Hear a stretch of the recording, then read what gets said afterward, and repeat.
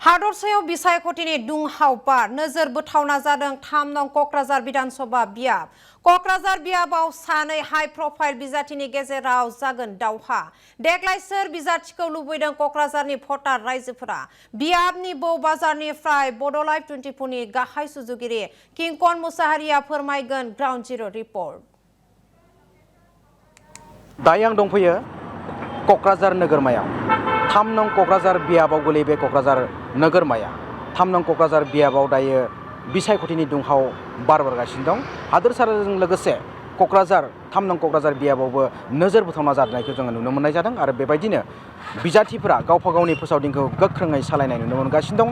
फैबाय थानाय 9 एप्रिलनि बिसायख'थियाव बेबायदिनो मैखोमै बाहागो लानो थाखाय गावबा गावनि दोलोखौ गोख्रों खालामनाय नुनोबो मोननाय जागासिनो दङ बिजाथिफोरखौ आरो बेबायदिनो गेजेराव सानबाल'सै 5 सानल'सै बेबायदिनो बिसायख'थिया आरो बेखौ लानानै गोख्रोङै जादों बिजाथिफोरजों लोगोसे आरो बे समाव जोङो 3 नं क'क्राझार बियाबनि जोङो क'क्राझार नोगोरमा बे बौ बाजार होननाय बे बौ हाथायाव जोङो नुजाथिफैदों। बेवहाय जोङो भटार रायजोफोरनि जोङो गोसोनि बाथ्रा मिथिनानै लागोन आरो फैबाय थानाय 9 एप्रिलनि बिसायख'थियाव माबायदिहाय बिथांमोना बिफाव लागोन आरो माबायदि बिजाथिनो बिथांमोना भट दान होगोन गावनि बेसेन गोसा भटखौ होगोन बिथांमोना आरो बिथिं भटार रायजोफोरनिफ्राय जोङो गोसोनि बाथ्राखौ मिथिनानै लागोन आरो मख'जाथावना बाथ्राया बेसोदि 3 नं क'क्राझार बियाबाव इउ पि पि एल दलनिफ्राय बाजायदों सासे सिटिं MLA महरै लरेन्स इस्लारि बिथाङा आरो बेराफारसेथिं दङ BTCनि चिफ मानगोनां हाग्रामा महिलारनि अनसुलि बिसि शिवली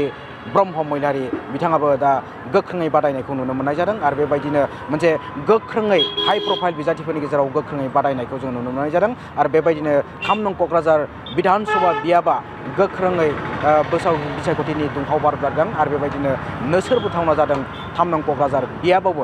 बिदिब्ला फैदो जोङो बे 3 नं क'क्राझार बियाबनि भटार रायजोफोरनि गोसोनि बाथ्रा मिथिनो लागोन। देग्लाय माबायदि बिजाथिखौ हास्थायदों, माबायदि बिजाथिखौ लुबैदों, माबायदि राजथान्दै, माबायदि MLA खौ बिथांमोना हास्थायदों। जोंलाय मा लुगैनो, जोंनो दा लुगैनाय बादिनो जोंनो दा ओरैनो मोजाङै जोङो सोलिगासिनो दङ। मोजाङै दा बर्थमान जोंना हाग्रामा सार फैनानै एसे मोजां सोलिदों, दा एसे डेभेलप जाहांदों। सिगांनि सिफ्ट थानायाव एसे जोङो रानना दङमोन, दा जों एसे मोजां जादों आरो दा मोजाङै जों सोलिगासिनो दङ। दा पुरबत फैयोबा जों आरो बेखौनो नाजावफिनगोन, बेखौनो मोजां मोनगोन जों।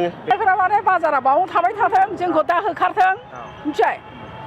आरो मेडममोनाबो जोंखौ नायथों, सरकाराबो जोंखौ नायथों, होमबाबो जोंबो नायगोन, जोंबो भट होगोन। जुदि जोंखौ जुदि नायाबा जों बोरै नायनो? जोंहाबो गरिब दुखि लामायाव जिरायो, खिन्थु जोंखौबो सायख'नानै नायनांगोन आरो मेडमा, नंगौना नङा? नोंथांमोनखौ जायफोरा अनगोन बिथांमोननो जोंबो अनगोन, भट होगोन। औ भट होगोन। जोंखौ जाय अनो जों बिसोरखौ अनगोन, नंगौना नङा खोथाया? माबायदिहाय नोंथांमोना नोंसोरनि थान्दैखौ? बर्थमान दाबो मोजाङै जानानै दङ। दा लासै जुदि हाग्रामा सारा जुदि देरहाबाय थायोबा जोंहाबो मोजां जागोन, जोंहाबो फाननाय बेसाखिना मोजां जागोन आरो गरिब दुखिखौबो समान नायथों। जोंहाबो मालाबा थांनाय जायो मानाय जायो, बेफोरखौबो जोंखौबो नायथोङाखै सायख'नानै, गरिब होनानै दा सानथों। आजिल'य 12-14 बोसोर जाबाय। बे 14 बोसोराव सोरबा सोरबा बिजनेस खालामनाय फायखारि फालांगिफ्रा फैसाखौ बुहुत मोनगासिनो दं। बै फायखारियासो मोनदों, फायखारिया जोंनो मोनाखै। दिनैसिम जोङो बे लेखायाव फायखारिया मोनाखै गरसेबो। ओमफ्राय गामि चिरांनि बा गामि सिं बिथोरिनि मानसियासो फायखारि खालामदों होननानै फायखाखौ मोनगासिनो दं। दा जोंबो लुबैदों बै समाव मा होनोमोनलाय प्रमद सारनि सायाव बा सोरबा सानसुमा सारनि सायाव, सोरबा राजिब बांगाल सारनि सायाव, बा सोरबा माबा MLA नि सायाव, बा सोरबा मा होनो हाग्रामा सारनि सायाव, दा सेवलु बायद'नि सायाव जोंबो आसाखौ थांखियो।